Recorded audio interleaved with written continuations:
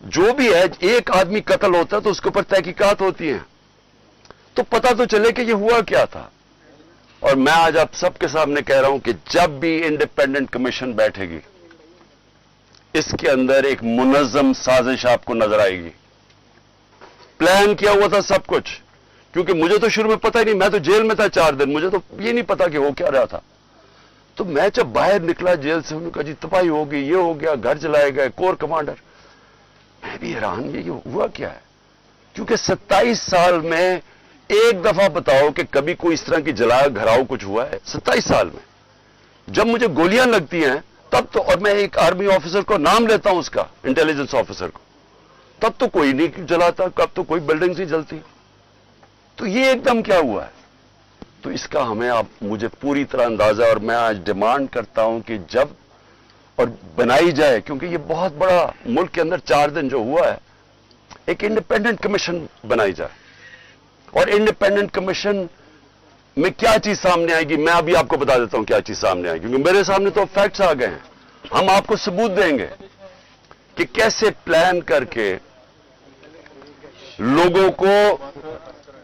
लोगों को हमला करवाया गया है फौजी इमारतों के ऊपर।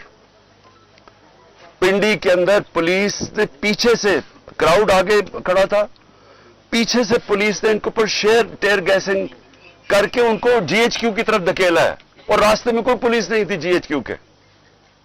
यहां जो हुआ है, अब हम लाहौर जानते हैं, मैं तो पैदा यहां हूं, ये पास ही तो है, 3-4 मील यहां से है वो कोर कमांडर।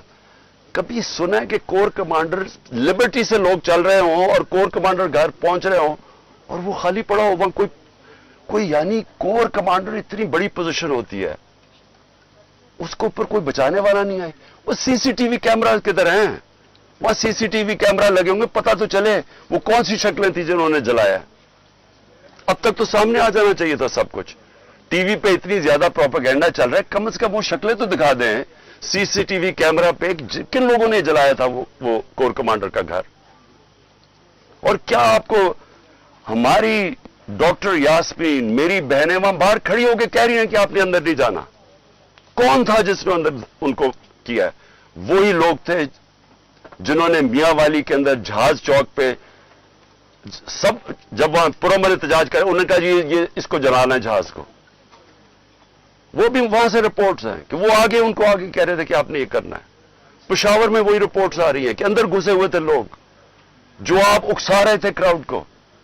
देखिए 27 साल में कभी किसी ने इस तरह की कोई हरकत नहीं की, तो एकदम ये जो सब कुछ हुआ है, तो इसके ऊपर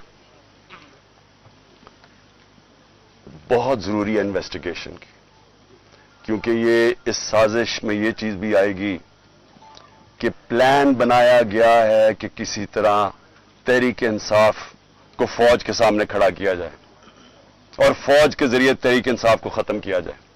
ये प्लान बनाया हुआ है। ये खतरनाक है मुल्क के लिए। ये पीछे पीडीएम है। ये ही हुआ था 1971 में। 1971 में क्या हुआ था? इलेक्शन जो जीत गया था, जो प्राइम मिनिस्टर था, जिसको बनना चाहिए था प्राइम मिनिस्टर,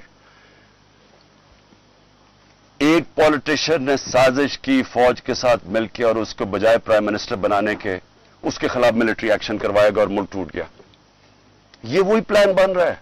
इलेक्शन में मुकाबला नहीं कर सकते। 37 में से 30 बाय इलेक्शन हार चुके हैं। तो अब इनको यह नजर आ रहा है कि ना किसी तरह फौज के सामने खड़ा करो। कौन अपनी फौज से लड़ता है मुझे बताएं? अगर फौज से लड़ेगा तो क्या मुल्क ही हारेगा ना? कभी कोई लड़ता है?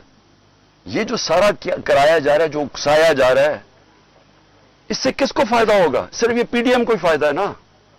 मुल्क की तो जमहूरियत भी तबाह। अब ये सोच ले कि यहां केयरटेकर का अब क्या काम रह गया, इनकी क्या कानूनी हैसियत रह गई है? 90 दिन पूरे हो गए हैं। इनका तो काम था इलेक्शन करवाने के लिए आना। इनको तो अब तक अब इनका काम क्या है? यानी इनकी कौन सी कानूनी हैसियत रह गई है? और 70% पाकिस्तान है, पंजाब और पख्तूनख्वा।